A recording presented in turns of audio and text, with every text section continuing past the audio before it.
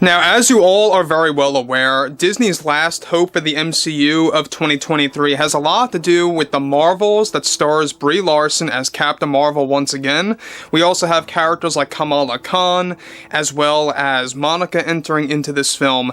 But what's even all the more worse about the Marvels is that we know that ahead of time, this is going to be a box office disaster. Even director Nia Decosta has said a lot of man-shaming things about this movie that really brought things off to a terrible start.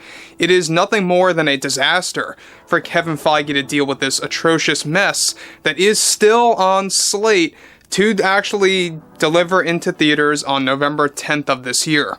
This is Mike Zero. Subscribe if you're new and like this video to see future updates. I'm also on Twitter at Mike01. I thank you also very much for the great and kind support. And let's get right into exactly what's going on with the Marvels and the latest test screening of this film and why it's leading up to become a disaster, if not the worst release in the MCU of all time. Now, we know that Brie Larson has been quite the insufferable actress for the past number of years, mainly with the Marvel stuff and with other, installments. But when we look at everything related to Nia Decosta, the director of this film, she has said numerous things about this film, the biggest one of all, that it's going to be the wackiest and silliest MCU story yet. Out of all the films and the TV shows that have released, she wants to make sure that it's going to be very well known that this movie is going to be exactly just that. Now, looking forward to exactly what's going on with the Marvels right now, this is where things begin to really go downhill and hit rock bottom. Now, with Disney and Kevin Feige banking on the Marvels to become a success for the end of 2023, good luck with that, by the way, there have been many complications happening behind the scenes with the most recent test screening for the Marvels. One sequence specifically got significant negative feedback and reception that deals with the third act of the film, in which Carol, aka Captain Marvel, begins to go on a rant about Nick Fury giving her orders to stop a certain attack and to hold back her powers. There is a moment in which repeatedly she talks down to Nick Fury and even shames him, reassuring him that he holds no control over her and that his judgment is completely flawed. There is even a sequence that screeners got very negative over where Kamala, Monica, and Carol all begin to group together after they change locations with their powers and begin to mock the newest character, Dar Benn, who is the new villain of the MCU and the leader of the Kree. Now, Carol even makes a joke that talks about the multiverse and her knowledge about said multiverse that she obtained from Doctor Strange, that Dar Benn met his demise in another universe. Monica questions how he met his demise. Carol elaborates that he was clouded with his judgment and that boys will always be boys. This alludes to how Disney gender swapped Dar Benn in the known universe with a female instead. So guys, let me just stop here quick for 1 second before I get to the next big piece of this development, is that you guys may or may not know this, alright? And Disney did this intentionally. They chose a villain that was more on the unknown end of the spectrum for the MCU and for the Marvels movie. There's a character in here called Dar Benn, who is now a female in this universe. Specifically gender swapped. If you guys know anything about Dar Benn in the comics, it's a male, and in this movie in particular, it's a gender swapped character. So basically there is a sequence, like I said before, in which Carol mocks the other character of Dar Benn, who was a male in another universe, when she talks about how he led to his demise, and that boys will always be boys.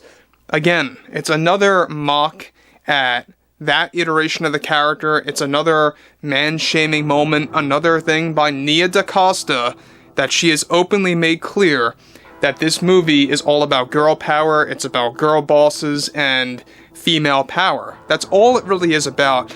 And look, from what we saw in the trailer, it has been nothing more than a cringe fest. Now, look, I've said this multiple times, I have no problem at all. Look, I have no problem at all with powerful female characters. We have gotten that plenty throughout the 80s, the 90s, even the early 2000s, and the beginning of the 2010s. I just feel like since 2015 to 16 and onwards, there's been like this downward trend of how all these movie companies, Disney specifically, actually translates to using the powerful female character as the center of the plot, and how that just translates into something very cringeworthy. Now, The Marvels is not doing well and has not done well at all through some of the test screenings of this film, most notably with the early cut and the latest cut of the film. And this is exactly why I feel Disney needs to delay this movie and has to readjust it. They have to re-edit the thing. It's not going to save them, but it could very well make an improvement. But at this point in time, they should just really Batgirl this thing, just as much as they should Batgirl Snow White. Moving on. So, there's a moment where Carol mocks the male version of the character meeting his demise. The feedback from screeners was reportedly so bad that Disney now is considering doing a last-minute cancellation of this scene in particular because it brings attention to an unknown character that was gender-swapped. Disney wants to keep this unknown and, of course, wants to keep this villain on an unknown spectrum, essentially.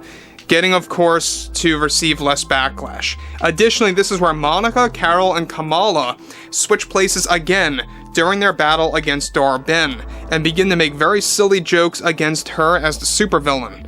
Now, look, we know that Nia Decosta has been very open about this film, that it is going to be very corny, very B-movie-like on purpose.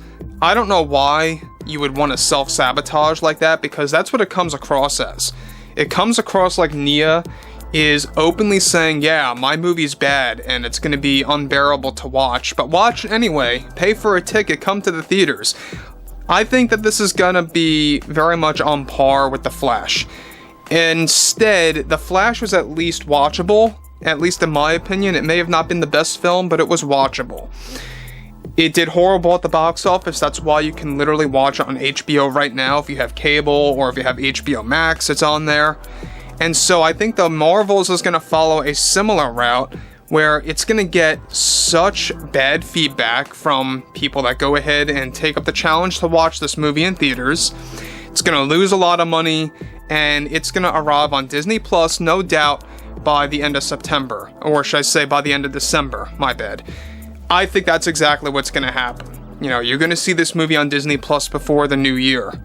So, anyway, there's a lot of problems with Brie Larson. We have talked about this just the other day, about how Disney is letting her go from many cameo appearances. They already crossed out the Captain Marvel direct sequel that would focus on her specifically and only, and not an ensemble cast, so that's thrown out the window already as well. I think that the MCU is really in bad shape. It needs a lot of, fixing, to do by Kevin Feige. I don't think he's going to get there in a short enough time. But anyway, guys, drop a comment below. Fill me below in the comments what you all have to say about this. And if you guys did enjoy the content for today, make sure to drop a thumbs up on this video to support the channel. And I will catch you guys next time.